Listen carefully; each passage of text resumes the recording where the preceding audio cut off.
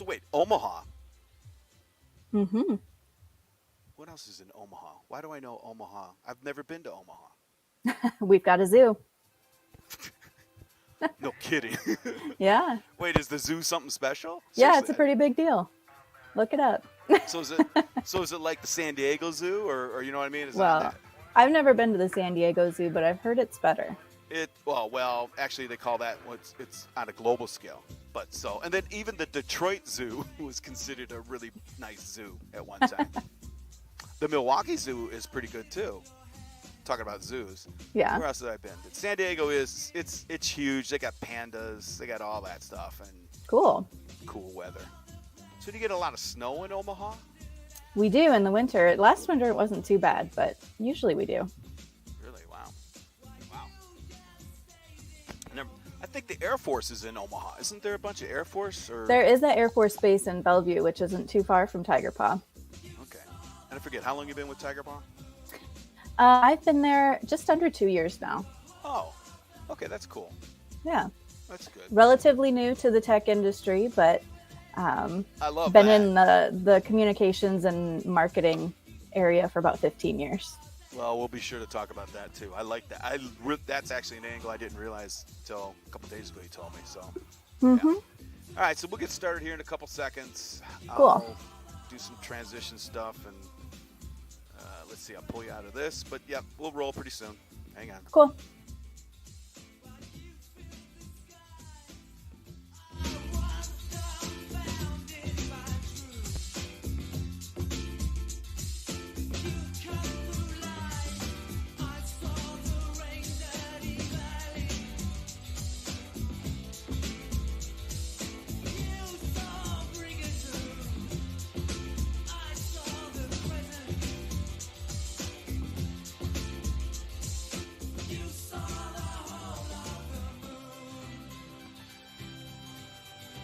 All right.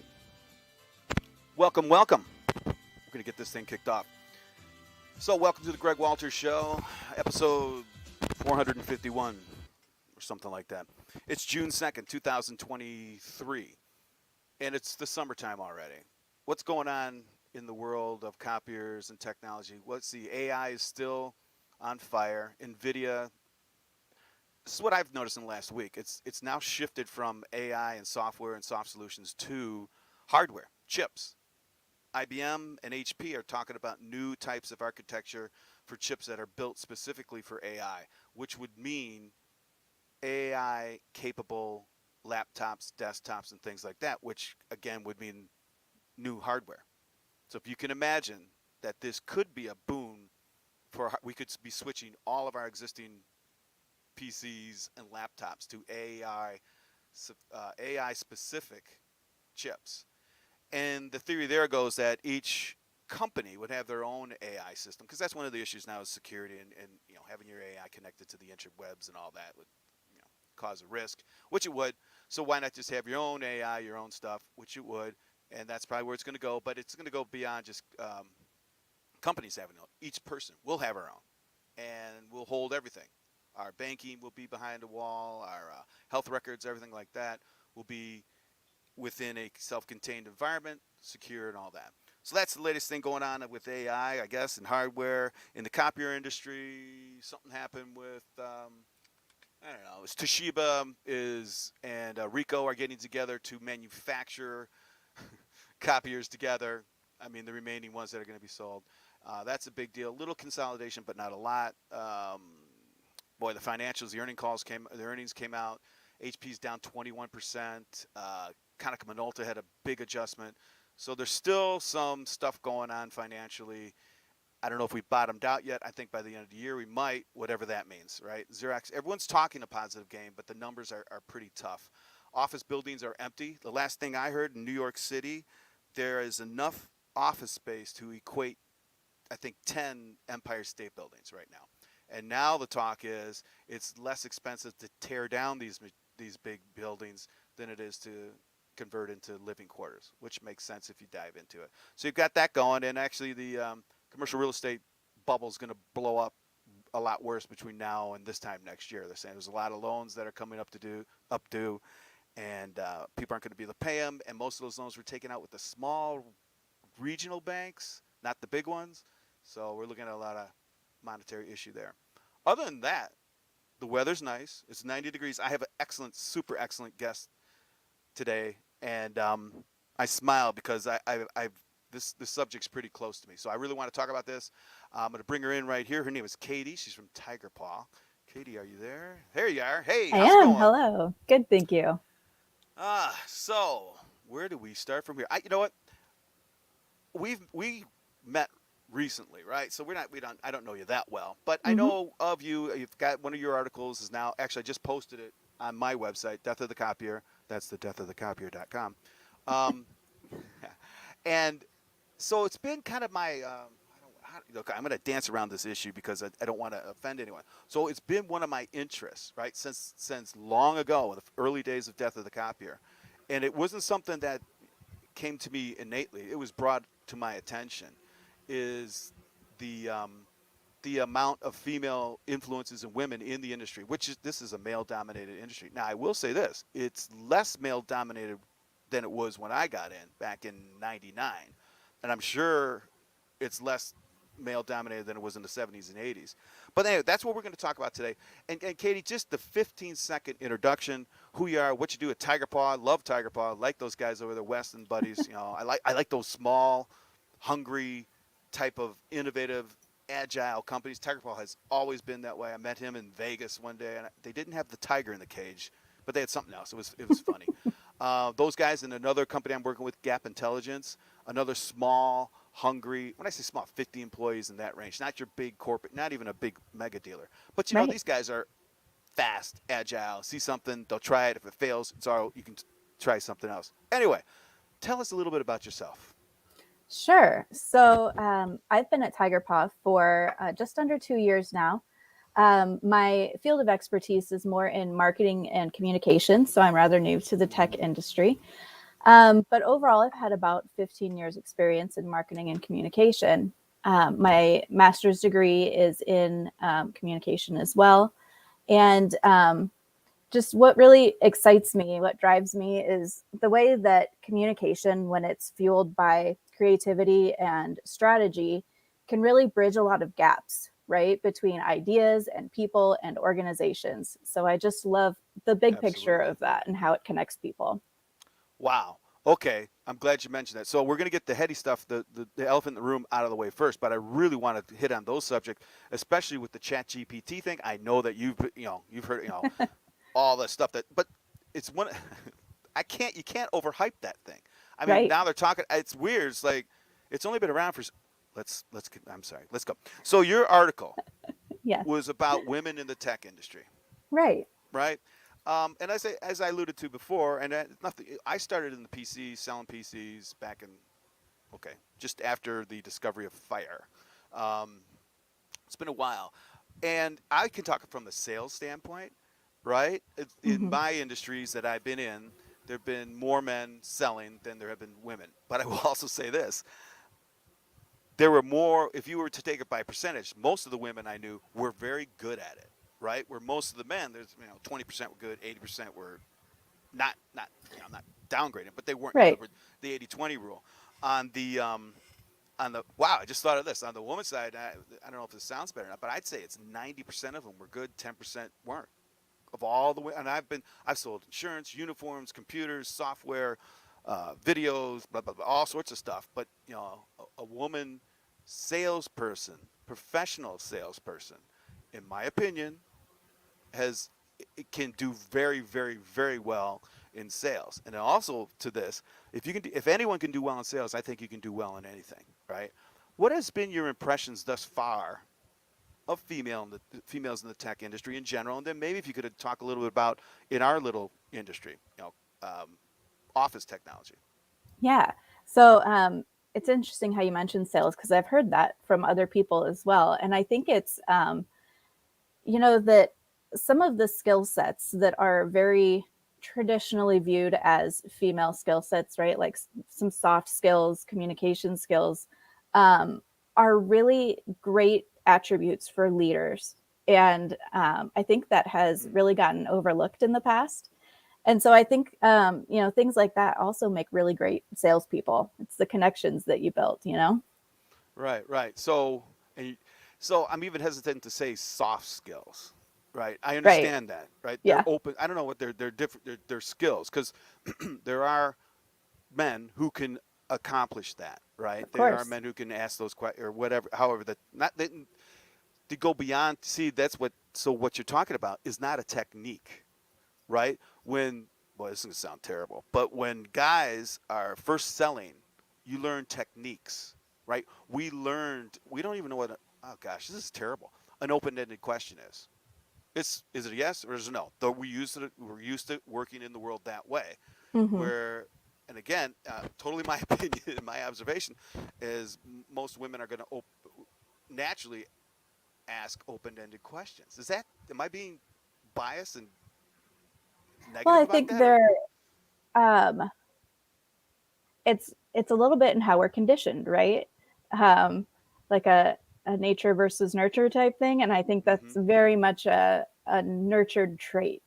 In that women are kind of nurtured to be a bit more um, inquisitive, and we go through Inquisitive. communications a little slower, and we, gather information so that we can make those connections. Whereas I think in the past, men have been more fast paced in that area. But I mean, that's a very broad generalization, and I think that's changing all the time. That's funny. Okay, not funny, but it's interesting. Yes, in a broad sense, the whole, I don't, primitive caveman, call it whatever you want, right? It was, I've got to, as a man, I've got to go out there and I've got to make 1,000,000 bricks today. I've got to build a bridge. I've got to do this. This all comes from, I got to go find an elk and get it so that we could, that whole thing, right?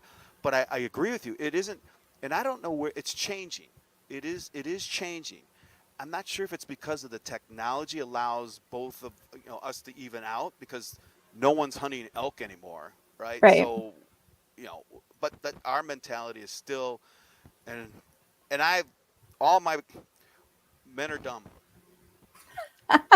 The smartest guy in the room is the one who says, I'm kind of dumb at this, and then go from there. And when you don't, and I tell my buddies that, I tell the women I'm with, like, we're just gonna be dumb. I don't know where the milk is. I just don't know. And that's not being trivial. That's like we're just wired differently. Right. So that's our first tangent, but let's get it back. So I mentioned Tigerpaw.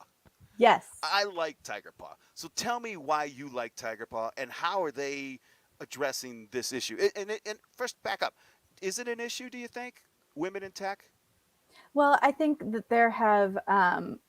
there's been a lot of research on the disparity between men and women in the tech industry. And when I was working on my article, I read a lot from some research done by AnitaB.org. And they had this research that they put out on top companies for women technologists and what made them the best companies. Okay. And they found that their research was between 2021 and 22. So they found that 27.6% of overall representation of women in tech. So Hmm.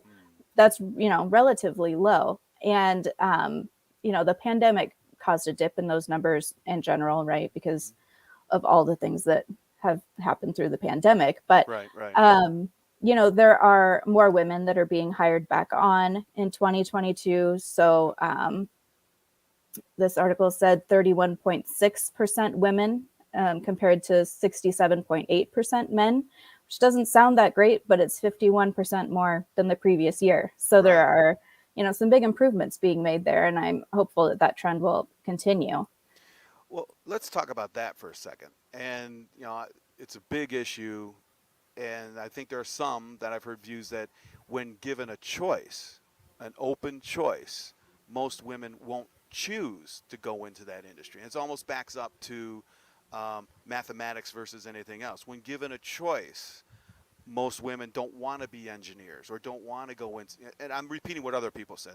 Of course. This is not my opinion per se, but it's been, and I think it's been said a lot actually. It says when given a choice, most women don't want to do that. So are we going for a 50-50? Is that reasonable? Or, and first off, what do you think about that? I mean, I understand that goes all the way back to the nurture versus nature thing, and we can debate, not debate, we can talk about that. But what do Right. you think about that?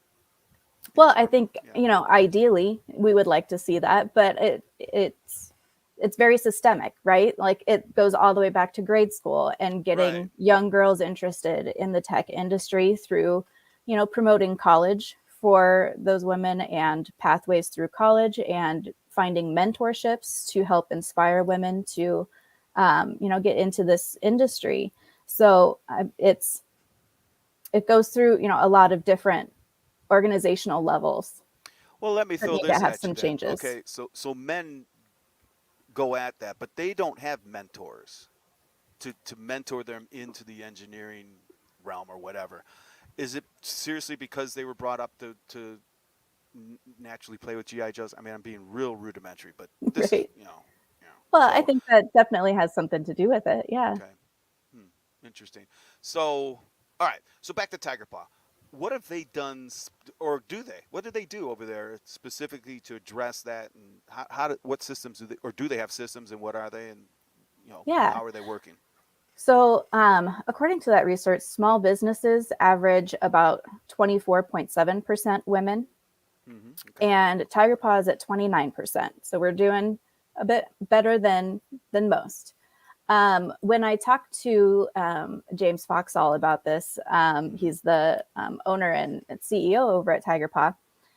He talked to me about how involved his mother was in the creation of Tiger Paw. And so, from his That's perspective, right. Yeah. it was like, well, of course, women can do this. Grew up seeing that, And he mentioned how having that perspective has really shown him that, having diversity of thought and different backgrounds can really, promote creativity in the tech Absolutely. industry. So that was Well, that was cool it, to see. okay. And do they have any formal? I mean, do they say this year we're going to have X amount, or do they recruit or engage at, but just with that in mind? Right. So they, I can't speak to the specifics of the hiring process because that's Sure. not my area of Okay. expertise. But I can say that, there's a lot of focus on hiring based on diversity of thought. So what that means is to have a lot of different people from different backgrounds, different upbringings, different racial, cultural backgrounds, different genders. Hmm. Because having people of those different varieties can really bring a lot of valuable insight and allow unique questions to come up that may not have been asked otherwise. And it helps with, having a creative edge in that way.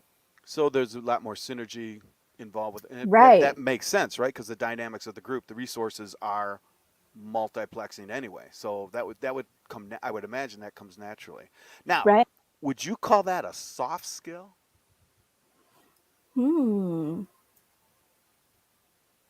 I don't I'm know. not sure. Right.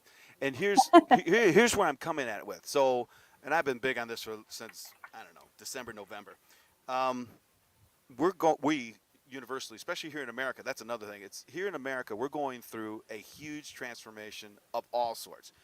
That, in my opinion, the hierarchies, the old school managerial, top down, um, process driven management to achieve a certain goal, I think that's starting to fade, or at least people now are more aware of it and don't like it. Hmm. You'll see that's what I believe is one of the roots to the work from home and the work from anywhere attitude is like I could do this from home. All right, that was the first step. Then it's like, well, wait a minute. I can do what I did for 20 years from home. What the heck was I doing for 20 years? And then they start looking at, well, I never did like that manager. I never did understand why he got promoted. And these stories are everywhere, by the way. I mean, Right. we all know someone who got a promotion who couldn't tie their shoe. And then you find out later there's other reasons. But that was the corporate thing. Now that's starting to fade. That's starting to fall. It is. Um, so when I hear people say, "All right, we need diversification, we need a variety of opinions, we need to have that type of synergy," it flies in the face of we need to complete A, B, and C to get the D. right? You need, I don't Mm-hmm. care who you are, you need to adhere to this process, not vary from this. I don't want to hear, they're not saying, well, maybe they are saying, I don't want to hear your ideas of how to make it better. It's been Right. this way for 20 years. So I think that we're entering, or we have entered a time where what you just described, what we're just talking about, is going to be much more, um, I don't want to say acceptable, but much more prevalent, right? It's going to be a normal thing, Mm-hmm. right? Um, so in your experiences, do you see that trend? Is that happening? And is it happening at the small business side or at the corporate side? Where do you see that improving, or where do you see that changing and evolving? Yeah, I mean, I do see it at Tigerpaw, and the research that I mentioned shows Mm-hmm. that it is showing up in larger organizations as well. Um, and I think that um, it's a lot to do with workplace culture overall. We want to create a culture where we value our team members' authenticity and we're respectful of their individual needs Authenticity. Oh and my gosh, we don't do that. authenticity, right? All right. Yeah, we Wow. celebrate people for who they are and what they bring to the table, and I think that's good for all employees, and it's especially good for women employees. Oh yeah, yeah. Well, so the way oh boy. So I'm a little bit old school, right? But this just to give you where I'm coming from. So I'm always of the, and I know why. I'm always of the, the best person for the job, quote unquote, is who didn't care about anything else. I don't care. I think that's one of the best compliments you can give someone. I don't care. Can you do this? So if Mm-hmm. we define the job as, I don't care, we need someone who can contribute. We need someone who's open-minded and curious. I don't care about anything else, right? It used to be, I don't care if they're fun or happy or whatever. I need someone who can add two numbers together. I need someone who can make the production line, third shift work better. I need someone who's going to drive, blah, blah, blah, blah, blah, right? I don't need a creative.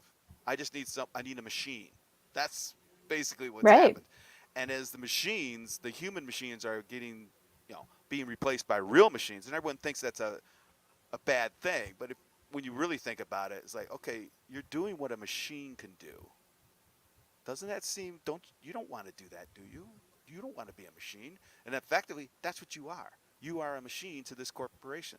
All right, that's the old school. Right. And Now, it frees you up to do more things that are more niche, more nuanced than the machine learning and machine capabilities have. absolutely, and that's a good thing. What it does is it shatters those, like we said earlier, it's going to shatter those hierarchies into smaller Mm-hmm. entities.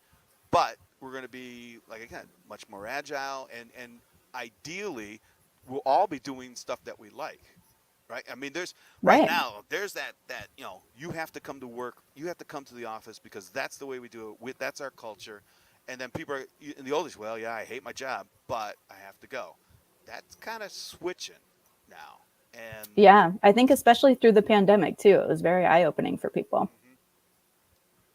Okay, so tell me a little bit more about your study. That sounds fascinating. You've got to have Mm-hmm. more stuff. Yeah. What else have you got? Absolutely. So I talked to, I believe it's 6 of the women in tech at Tigerpaw. Okay, And cool. yeah, I just asked them about their experiences, how they ended up in this industry, what their thoughts have been on, what it's like being a woman in tech. And a lot of them talked about, the idea of diversity of thought, right? Hmm. We can't create in a vacuum where if everybody is thinking the same thing, there's no growth, no opportunity, like we talked about. They talked a lot about empowerment. So we have an employee, Lauren, who had 4 different positions in her 10 years at Tigerpaw because she just kept finding more opportunities for growth and found people within our organizations that were willing to back her up and get her, the information that she needed to be able to fulfill those roles and really grow her career and her opportunities. So also, there's the soft skill development, with growing confidence in your roles. And I think that one that really shone through the pandemic is really being like a family first employer. So what one employee said was that the company was very family first in that it offered opportunities for her to take care of her family when her family was in need, and was understanding and compassionate about that. So it's like we have our work family, and we're a very close knit group at Tigerpaw, but we also understand that we all have families at home of our own that are also very important, and we leave room for those as well. And with the pandemic came flexible work schedules, working from home, and just kind of re-examining that work-life balance and what that means when you're working Yeah. remotely. Hmm. So, well, so I hear this. What I hear this a lot. I hear Mhm. not what you're saying, but I hear. Well, my question is: at what point do these ideals and values become nothing more than talking points?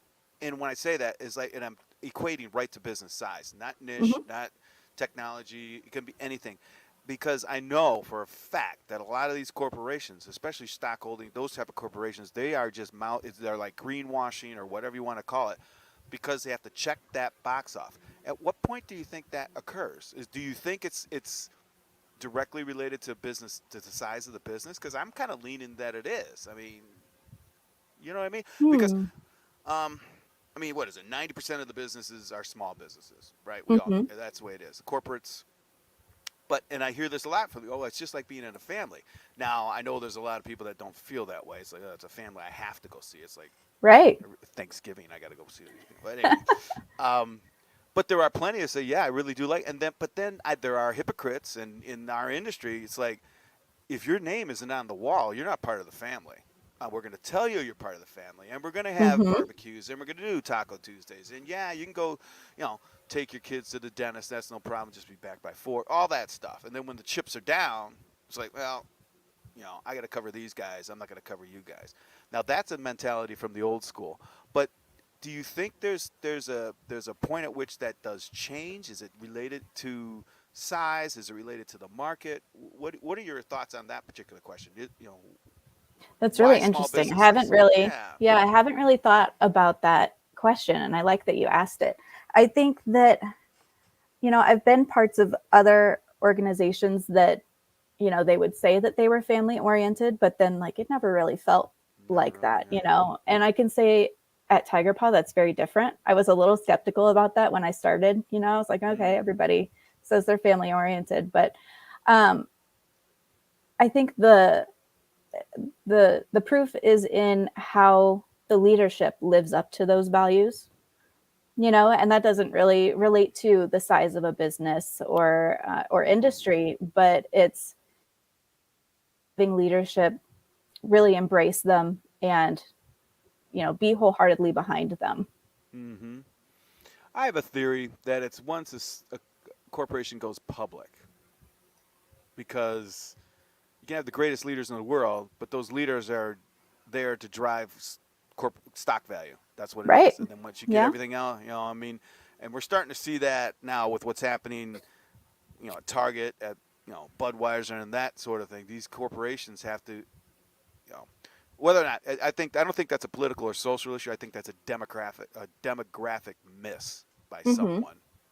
But I also hear rumblings that they had to actually do that, or something else was going to happen somewhere. I don't know what that means, but I think once you get into the bigger corporations, it becomes more.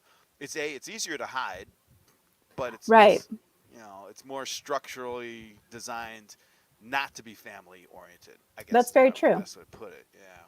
Wow. Okay, so you've been in the now when you say the tech industry though, you've been. What's your experiences with copier guys versus in the last 2 years? Because this is copier guys and then like traditional IT guys.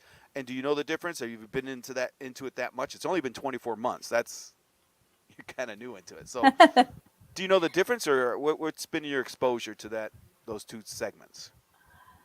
That's interesting.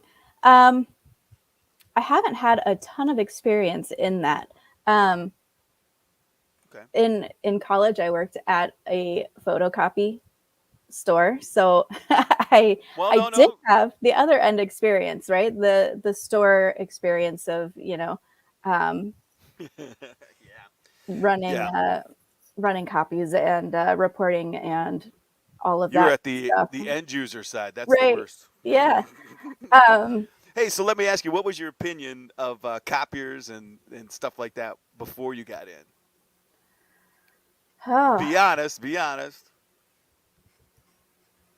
I don't know. Prior to joining Tigerpaw, I had been in manufacturing, which was Okay. I felt like manufacturing was very behind the times on things, right? Like it moves very slowly. It's pretty old school.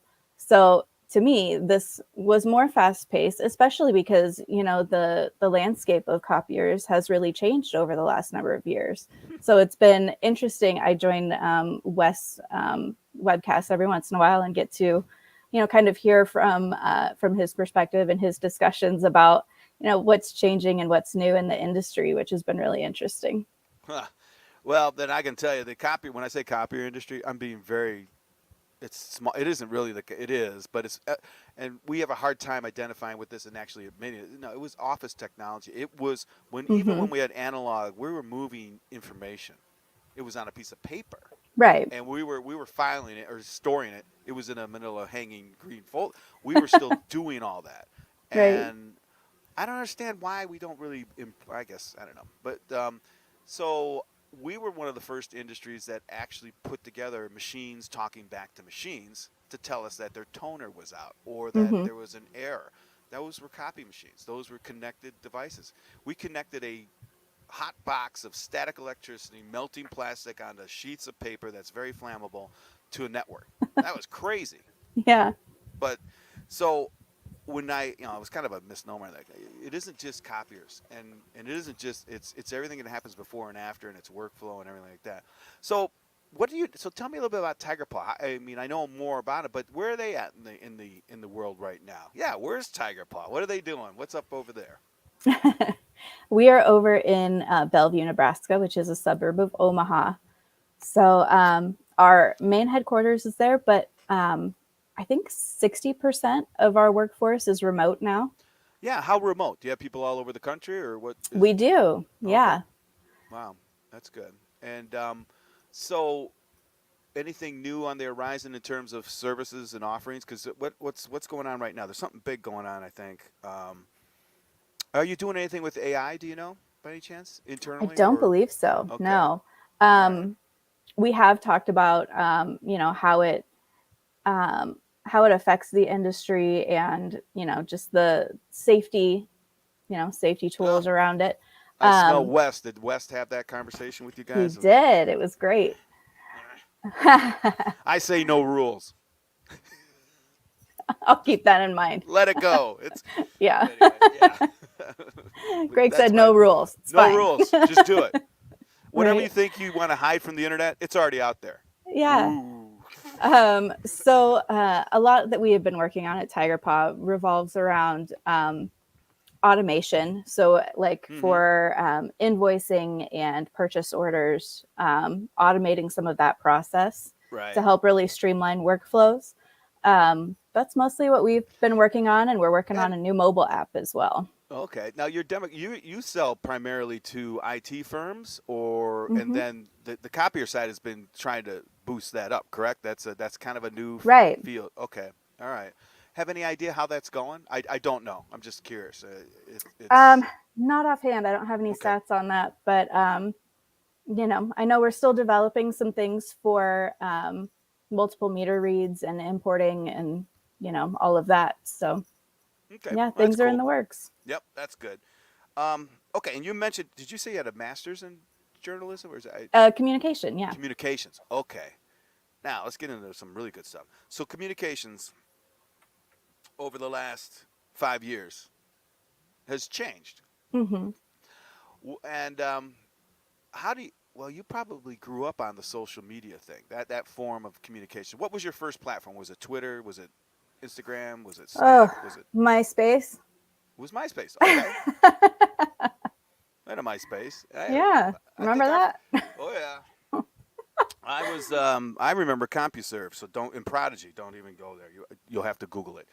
And American Online. That was crazy. Yeah. That was what burst the seal. I remember Hmm. that day. Okay. So talk to me about communications in general and the social networks, where it's going. in general terms, and then I'd like to hear your comments on how it's impacted society and our overall human connectivity, and how that's impacted everything around it. Oh, that's Small complicated. question. Yeah. Well, I mean, the growth has been exponential, as we all know. It just exploded.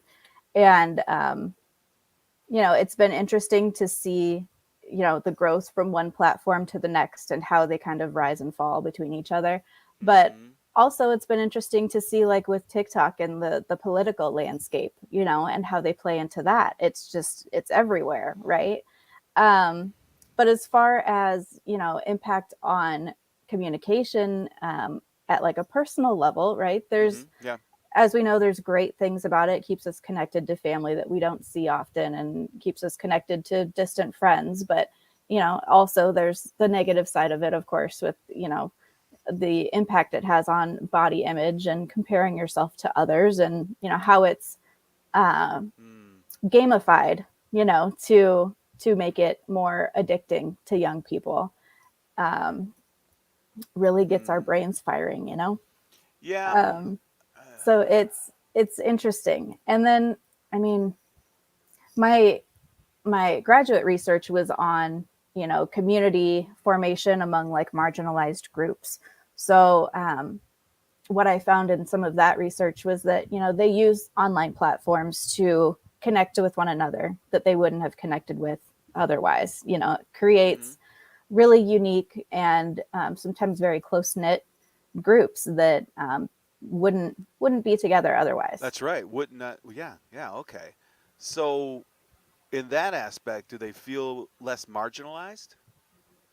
Yeah, I mean, Okay. Good. um, it kind of reflects back to like um, to second wave feminism, where women were getting together and they were learning about each other's experiences in areas that they hadn't really talked about and talked to each other about before.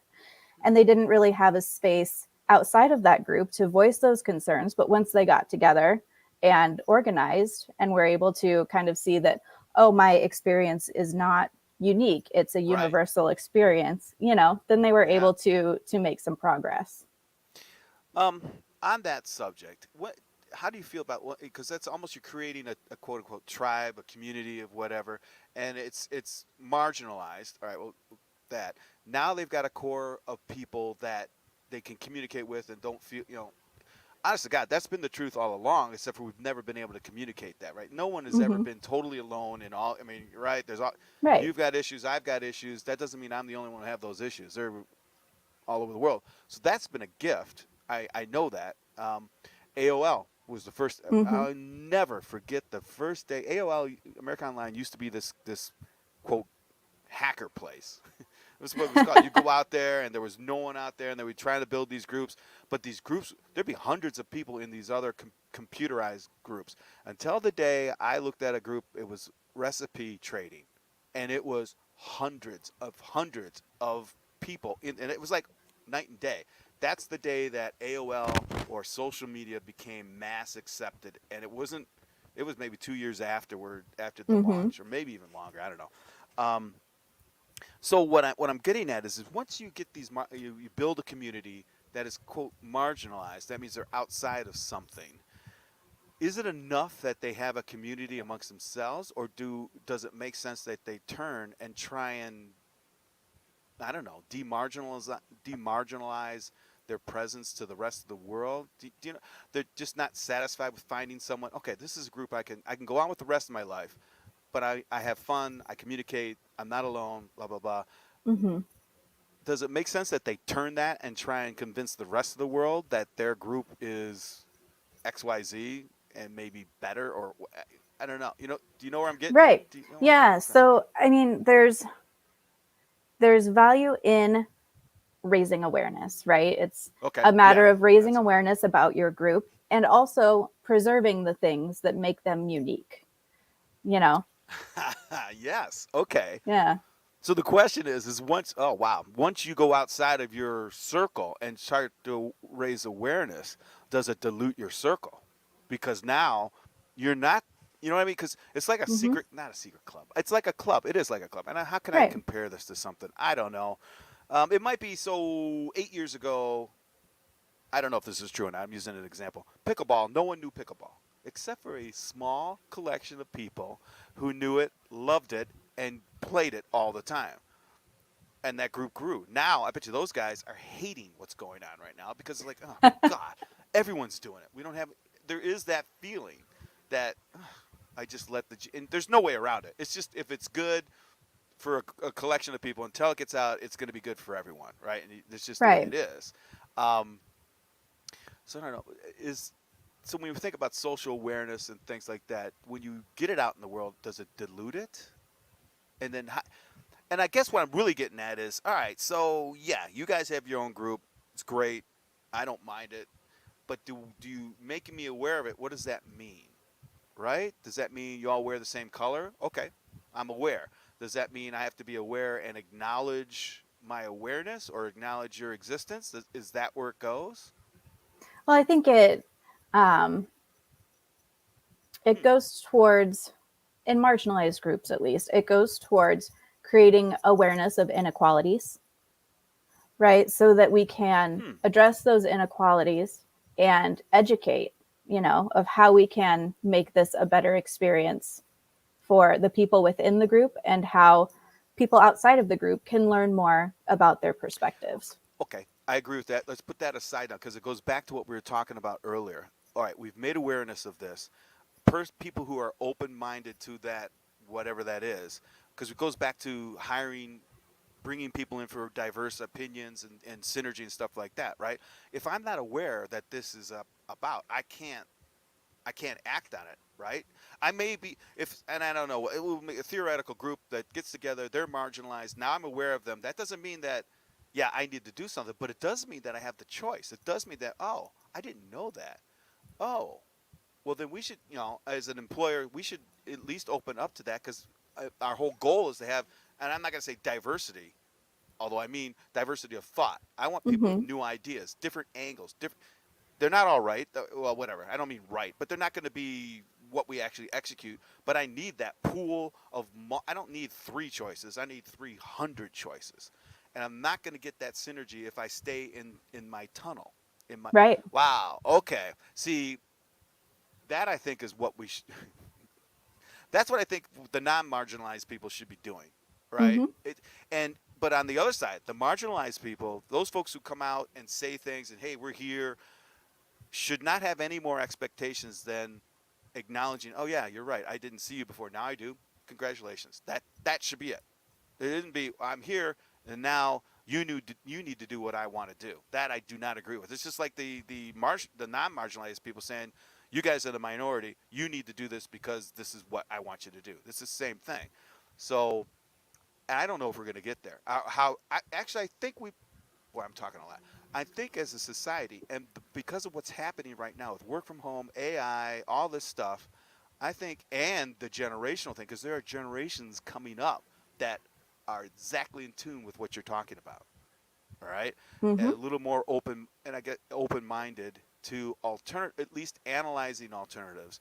Not necessarily, you can't force an activity, but you can at least bring it up to someone's attention and let them make the choice. That's where I think Right. They have to we have can the go. the information to Right. decide if they're going to listen to it, become educated, and then decide how they're going to act based on that. Right. Right. I mean, oh boy. I mean, there's all sorts of examples, and it's I don't know what is the old NBA example, right? Oh, I understand that small people play basketball. I get that. All right, and hats off to you, but I can't draft you because I got 7 foot. It's just that's the way it is. All right. I mean, or am I wrong?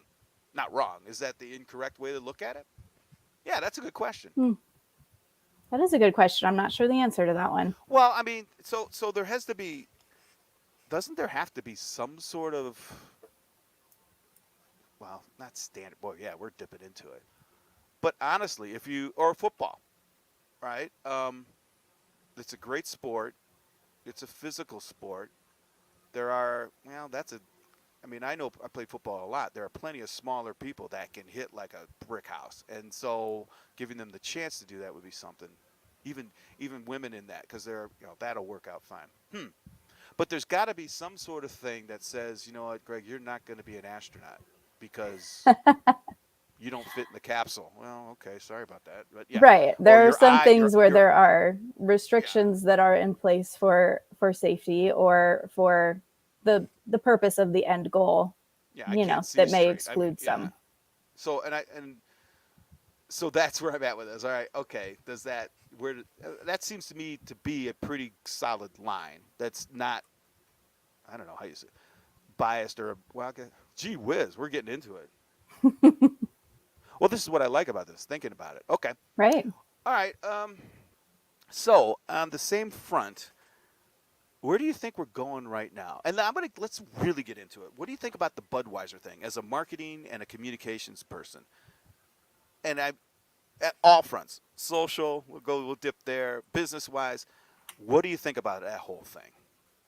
So remind me of the Budweiser thing, right? They have Um, a pride. Is it a pride no, it was piece? here we go. I don't remember specifically. I brought it up. There was a transgendered person that Budweiser put on one of their cans, like a case, maybe Uh even huh. 24 cans. Ends up that's all it was. And she was an influencer for the trans world. They sent it out to her. She got on, talked about it. It was during the basketball, whatever it was, and then that got hold. It was tweeted out. Obviously, it got into the mainstream. Uh-oh, did I lose her? Well, I'll continue to talk. It got into the mainstream, and then it went wild. Was that a hiccup? Yeah. Sorry about that. Oh no, you missed my best stuff. Oh, dang it.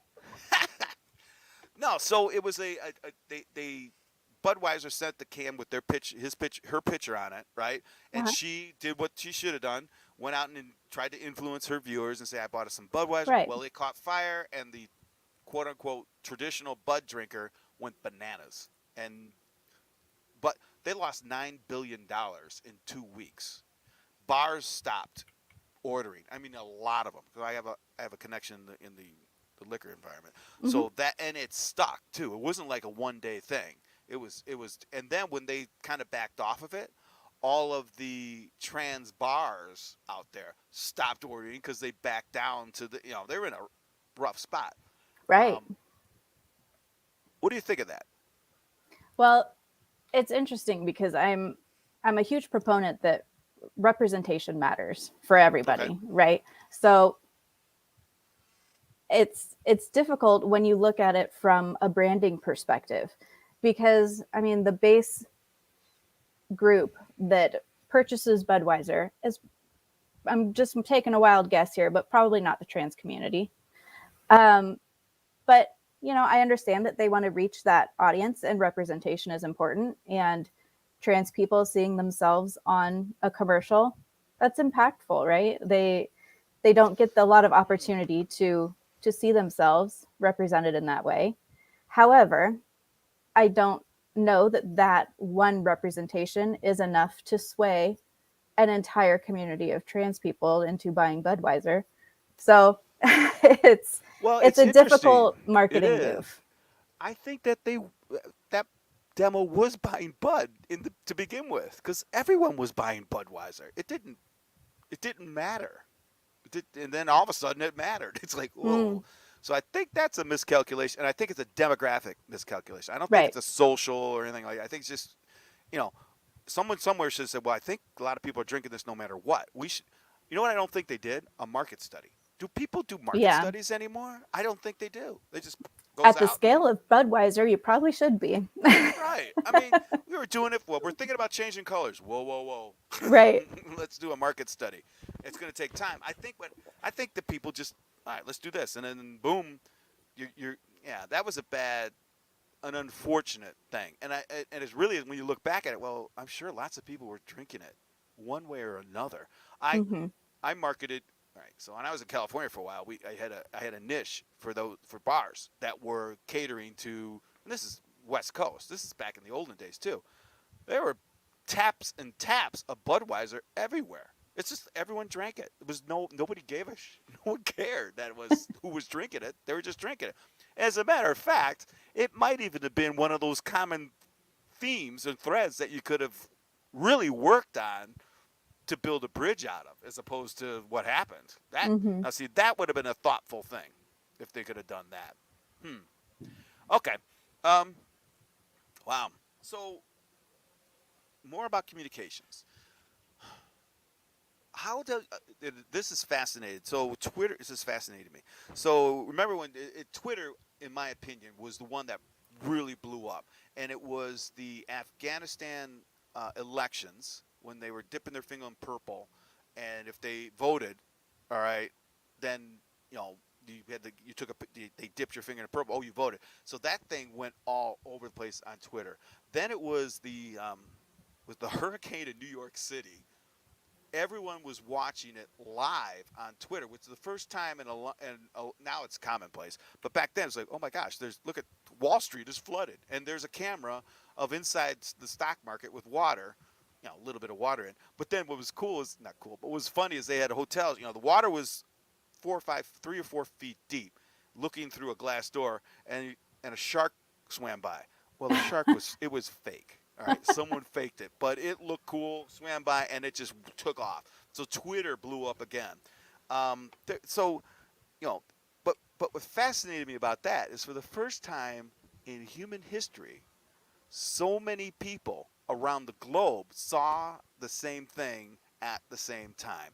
I mean, the moonshots might have done that, but not as wasn't permeated, wasn't Right. It as wasn't deep as as this. interactive. Right. And then the interact, it was one way. You're right. Good point.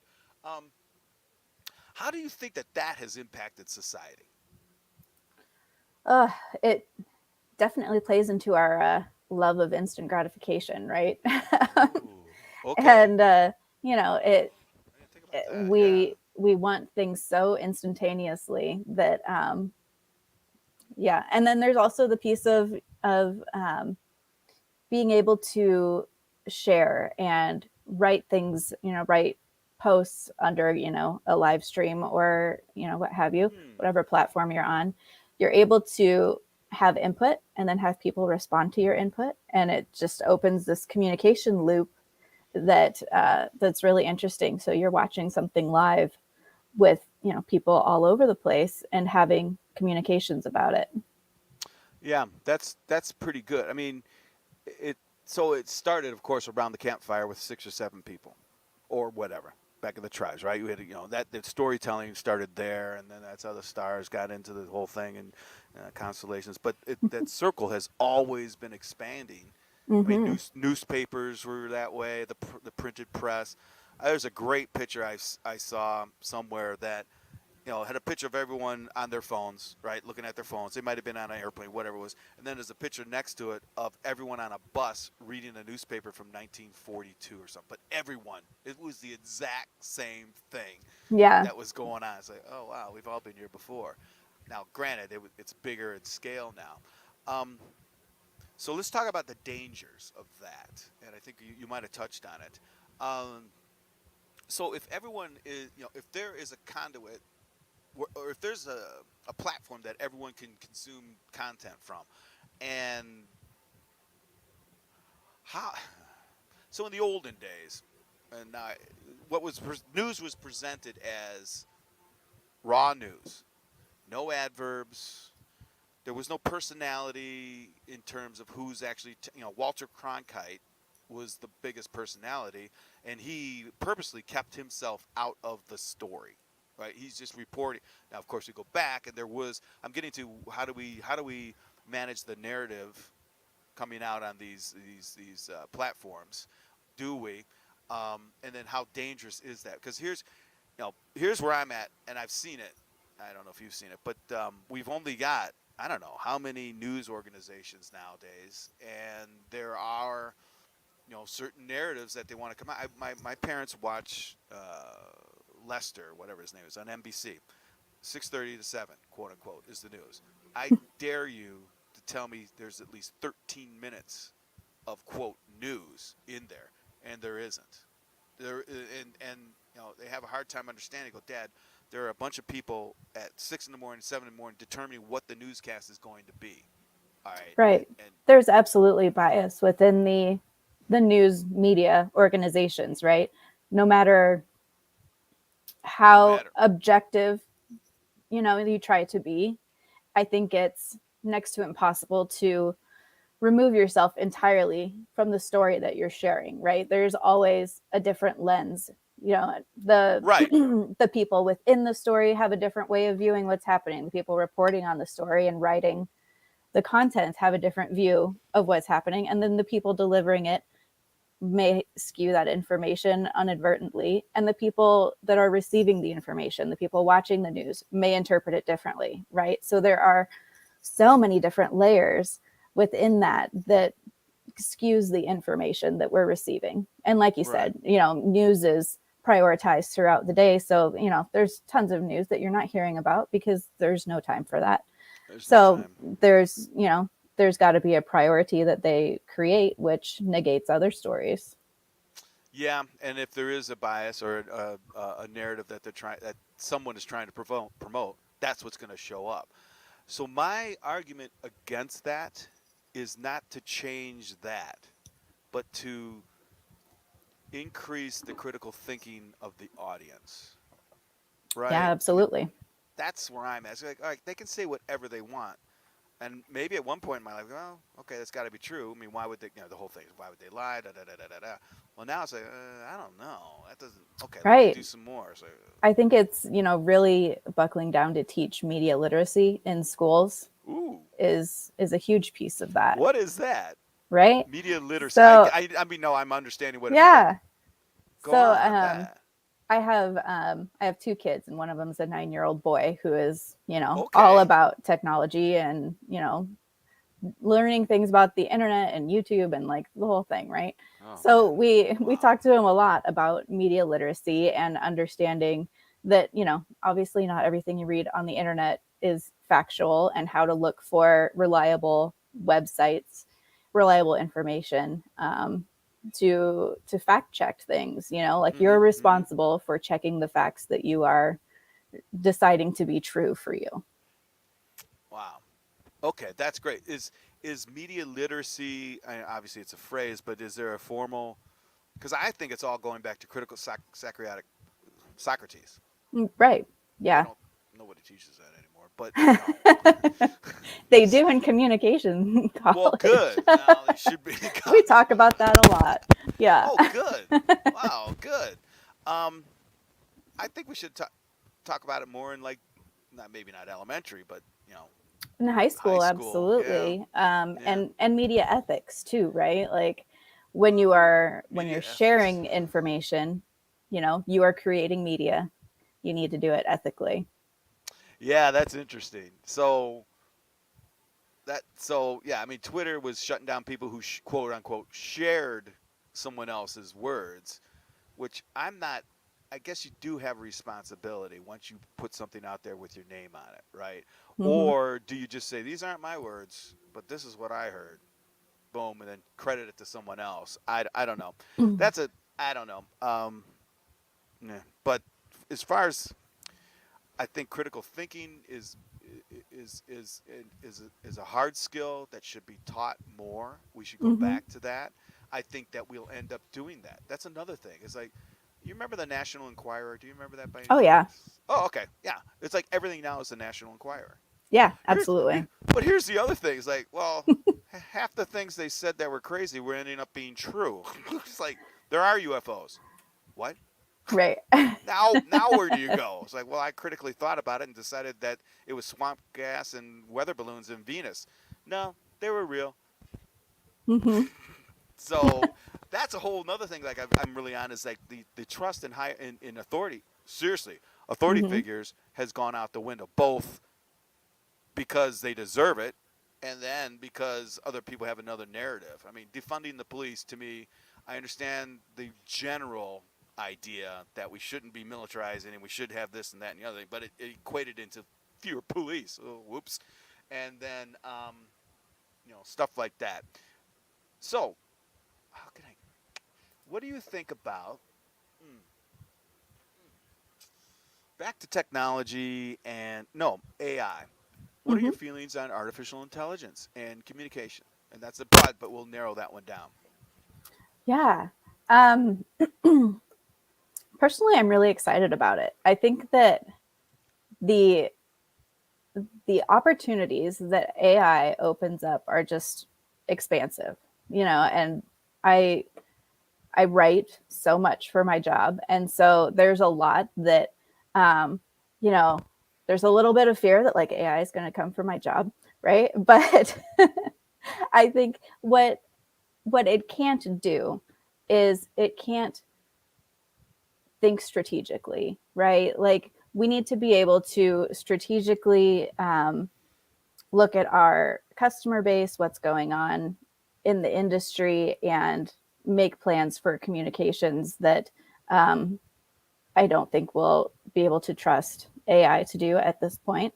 Um, but I have run some tests with, having it generate, I was going to some ask you, yeah, what? content to questions, and it does okay, not great, but I mean, um, for a high school kid writing an essay, probably pretty legit.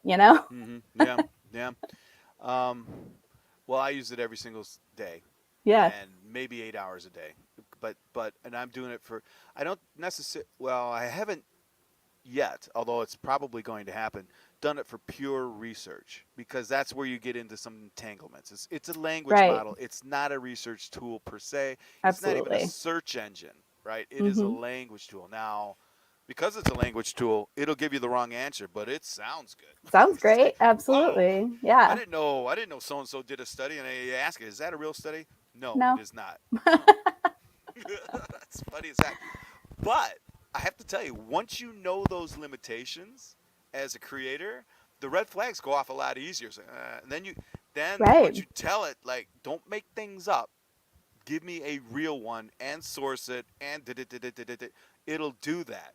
And Right. especially, I find it very interesting to learn about how to ask it prompts oh, in ways yeah. that give you the best output. Um, it's just, learning to use this new tool that has so many possibilities is super interesting to me. It goes back to critical thinking, which is all Hmm. about asking questions and asking the right questions, right? Because Yeah. it's literally, I've had this. Back in college, I was had to take a bunch of computer programming classes, which sucked. Hmm. C, Lisp, COBOL, Fortran, and some professor told me, "Hey, the computer will only do exactly what you tell it to do." It's like, and if you tell it to do something wrong, it's going to do it wrong over and over and over and over again. Right. Yeah, that kind of makes sense. Same thing with the prompt. And I've prompted it, and it come back with an answer like, "Wait a minute, that's not what I asked." And then I look back, and go, "Crap, that's exactly what I asked." And it Right. gave me exactly what. Okay, I got to think about this better. Um, Yeah. I personally think it is the revolutionary tool of all. This is the one, and I don't think, especially in creative content and as a language model, as an interface between you and the rest of the world, in internet, all that stuff, it has huge possibilities, just Hmm. humongous. But I'd like to ask your opinion of this: censorship. I'm not going to say guidelines and guardrails. People, and you talked about it earlier. People are talking about no, we got even pump the brakes, slow it down, no more development. It's going to get out of the can, blah blah blah. It's going to kill us. What was it? 2 days ago, someone used the word extinction. It's a possibility of human extinction because of AI. Okay, well, just regular I has a possibility of human extinction. So, Right. um, where do you fall on that? Well, yeah, especially since you've already been through, you're orienting yourself on the security issues. Because, like I said earlier, I really am right now AI. Oh, a little kitty, Yeah.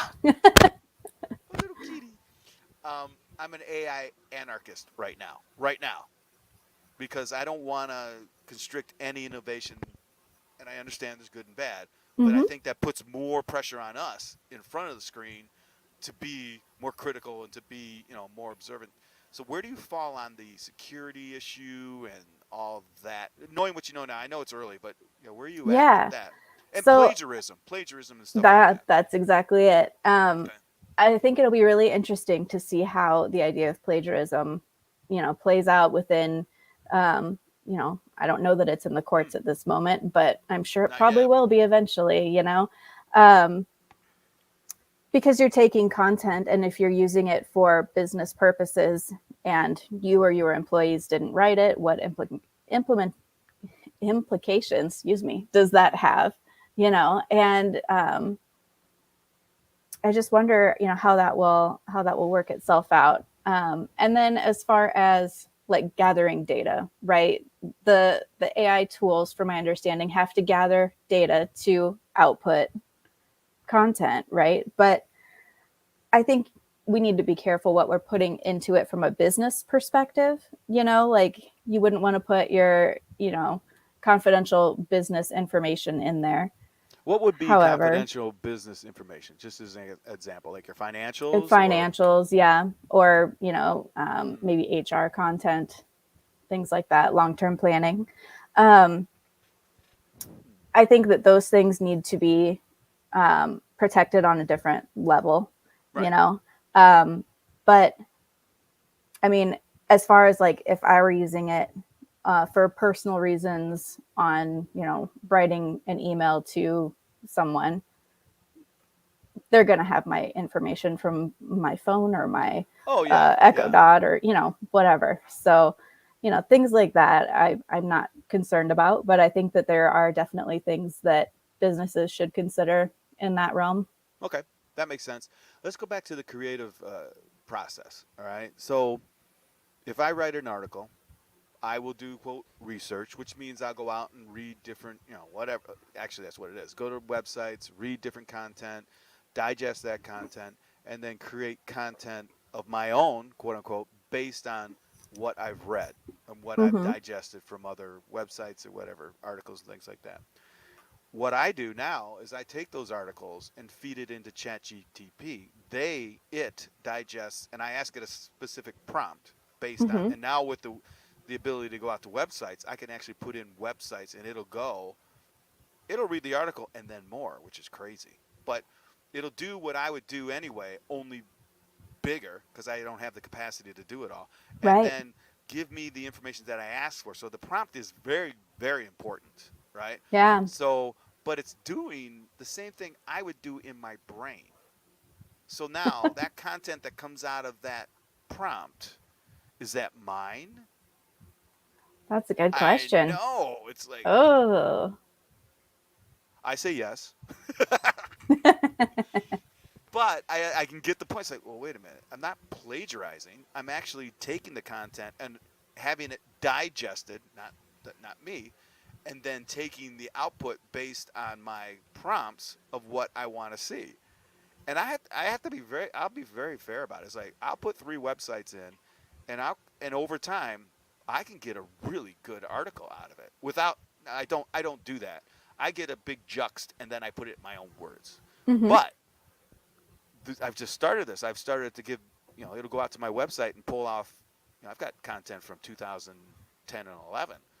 And I'll say, read this and then write an article in the same style. It, it's getting scarier and scarier that it will pick up. And if you think about it, it makes sense. It's just patterns. Right. That's all these LLMs are. Is they just read the patterns and then create content based on that pattern. It's like, oh, wow. So it's not going to be. That really simplifies our human existence, doesn't I it? know. Right. Well, yeah. Yes, it does, but it doesn't. It doesn't. Right.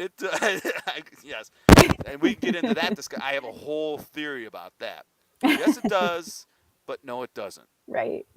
Right. But so there's the plagiarism thing. I mean, all right, this is goofy. I know it's goofy, but I just took one of my articles I wrote 2, 3 years ago, threw it in there, and I said, rewrite it as though you're Captain Kirk on the Starship Enterprise. Boom. That's And fun. but it was scary because it got the mannerisms and it pulled stuff out. How the heck did it get that? And then I queried it. Well, where's that come from? Well, I just made that up. Oh, okay. So Hmm. it did that. It did a creative thing. But I'm looking at it, go, it's actually not bad. And with 3 or 4 more prompts, it kind of been really good. And then I did Yeah. that thing with DOTC, write it in this style. And I'm telling you, it did. And I was just goofing around. It's like, all right. And then, so, I mean, as a creative, do you don't feel threatened by that, do you? Or right? I don't. I see it Yeah. Okay. as a Good. tool, right? It's a tool to kind of, it's almost like having a clone of your brain in your computer to talk to and brainstorm with. Oh my God. Have you used ChatGTP that much? Because it'll talk to you, Right? Yeah, I have. and you can talk to it. By the way, you can put Yeah. this. Because what was it? 2 or 3, 4 or 5 months ago, back in December, I made it interview me in the style of Johnny Carson, and Wow. you can do it, and you can instruct through the prompts. Say, listen, ask me questions, pause until I answer, and then ask me another question based on my answer. I figured it's not going to do this. It's not going to do this. Oh, it did it. It was 4 in the morning. Interesting. It was 4 in the morning until I was done. It's like, I'm done. I can't do this. This is crazy. And right, I'm talking to it. It's talking back to me. And I'm sure if I go back I to gotta it and try try it, that. oh my gosh, and hone it and make it better, it will probably, and then throw it through a speech synthesizer repeater. Hmm. So, and I haven't done anything since then. That was a long time. With them, I've had plenty of conversations about explaining quantum mechanics to me. You're whatever. Put them in the. It's nuts. Um, so yeah, I would encourage you to use it as much as you can, and that's where we're getting into. Is I think that those that don't are going to get left behind. This thing accelerates not at the speed of light. It's more than the speed of light. It's incredible. Um, Ignorance won't be bliss on this one, in my I opinion. agree. I think it's going to be, I mean, so in my lifetime, right, the internet was so impactful. It changed the way we did everything. And I really feel that this AI will grow and continue to expand to be that level um, of groundbreaking technology and change the way that we do things. Yeah, and back to our industry, the easy thing to throw it at is our huge databases of help desk calls and service calls and crap like that, which is just a bunch of spreadsheets that we're going to throw processes at quicker. Where the LLMs and the AI come is take those spreadsheets and actually give us some sort of I don't, it's not an opinion, but what I mean. It's like, okay, based on the 4 million other help desks that I've worked with, this is what you should do, kind of stuff, right? And present Hmm. it. I think that's where the real power is today. I have no. I mean, I'm speaking in January. Wes and I are speaking in January on AI, and I'm thinking by January, what the heck? I mean, who knows what it's going to be? We Yeah. really don't know. So we're making it up, and Mm. Wes is Surprise going. topics for that one. I know. West, then the guidelines and all that. So, all right, I got two more questions. One last Okay. question, not one, but I like this one. I want to get your opinion on it. Back to the guardrails, back to the legislation. Where do you think the regulation on AI should come from? Oh, good That's a big, question. yeah, it's a big one. Um, Goodness, I don't know because it's open source, right? Or is ChatGPT owned Well, by? OpenAI now it's no longer open source. Microsoft bought them. Ahaha.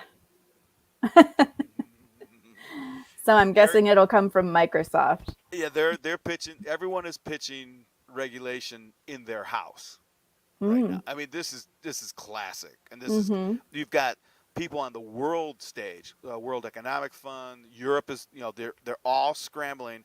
And I don't know if you saw any of the hearings. The TikTok hearings were classic. Yeah. The Facebook hearings were just incredibly funny. I mean, I'm no fan of him, but when he's sitting there and these guys are asking him questions, you could just see on his face going, "What did that guy just ask me?" It's like and the TikTok guy handled it pretty well. The guy asked him, one of the conversations, "Is your TikTok stealing my Wi-Fi off of my hub?" I go, anyway. And Right. then the one congressman says, every time I put on TikTok, I see porn, kids running around half naked and dancing with no clothes on. And he said, "Could you say that again, please?" And everyone in the room who knows how TikTok works are going, "Oh my God, dude, you just Yeah. That's your algorithm, man. that's your algorithm, not mine. That's yours." So yeah, it's a big question, and that's a tough answer, right? I mean, where does it come Mm-hmm. from? Do we now people are talking about self-regulating, which is okay. Um, these guys in Congress, they barely use email. They're still using faxes and typewriters. I don't want those guys writing regulations for Right. AI. I don't know. Any ideas at all?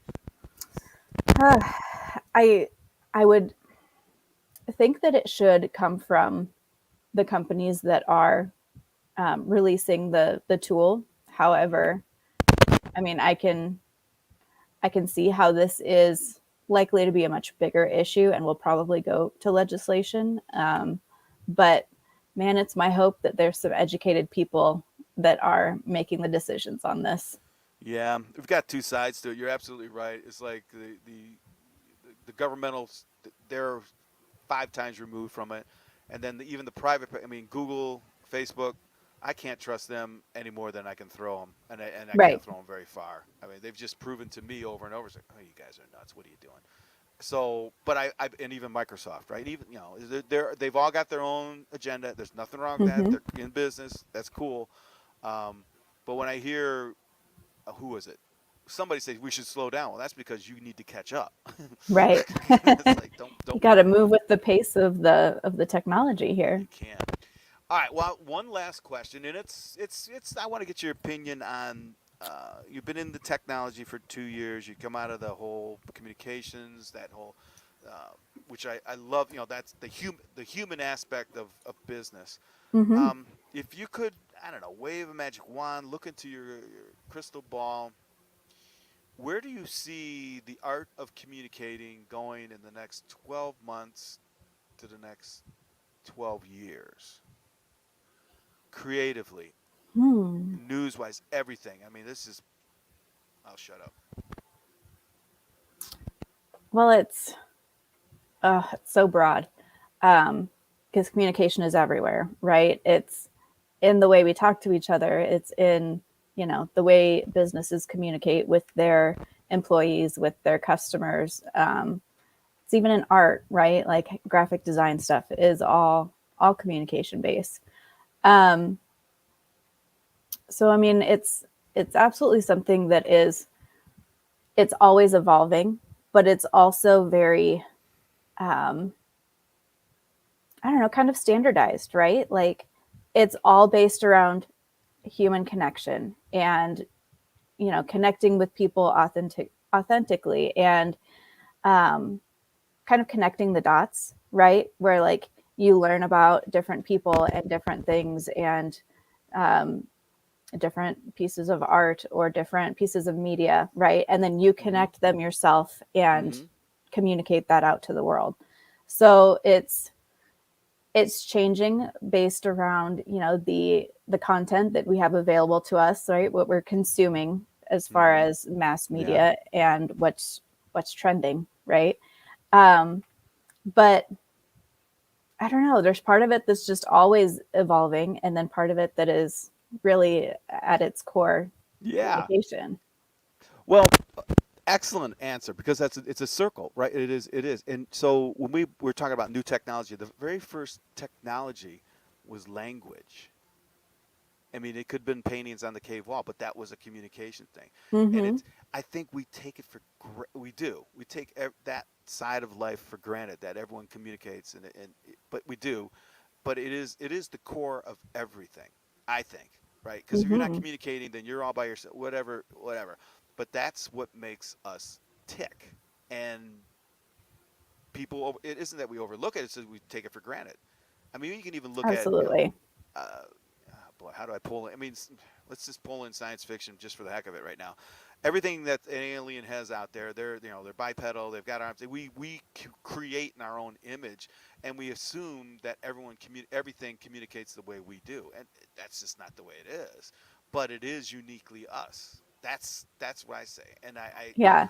I recently went to Greece on my honeymoon, okay, and I got to go to some of the archaeological sites and museums, and oh my god, I love that stuff. But yeah, it was so cool to me to see, these writings that are, from like 40 AD, and some of it we have deciphered, which is like that's mind-boggling, right? How cool mm-hmm, is that? And some of yep, it we have not deciphered, have no idea what it says, but like, we can tell from context clues that, this is probably a receipt because that's what people documented most. Like, where'd my Right. money go and what did I get for it? Um, and, all of these artifacts, outside of writing, these art pieces that had cultural significance and, what these cultures would have used them for and how they would have talked about them. It's just so cool. It is very cool, and I love it because with AI and this whole weird tech high-end stuff that everyone's, no, it just comes all the way right back to that. I mean, It really does. it really does, and I hope that quote unquote enlightenment, and I think it will be, more and more people will get it. I think we're on the cusp of something like that. I hope. I believe it. But yeah, that's an excellent answer. Yeah, Excellent. thank you. Cool. Well, hey, do you have anything else to say so people can hook up to you on LinkedIn? Katie Yeah, Lloyd. absolutely. Yeah, I think that's a great idea. I appreciate this, and I've learned an awful lot. So, Good. Me too. Thank you so much. how much time was it did we spend together here? Oh, an hour and 20. Hour 20. Cool. Okay, excellent. Friday night. Friday night in Omaha. What are you guys doing? You doing anything Ah, fun? I have a wedding to go to tonight. What? I know. That'll be a blast. Good I for hope you. so. Excellent. Okay, well, I will let you go. All right. Thank Thanks you so very much, Greg. much. It's a Yeah, pleasure you're talking welcome. to you. Oh, it was great talking to you. So, to everyone else catching this, check her out on LinkedIn. Go to Tigerpaw. Go to deathofthecopier.com. I've got her article up. It's good stuff. For now, Awesome. talk Thank to you you. later. See ya. Bye bye.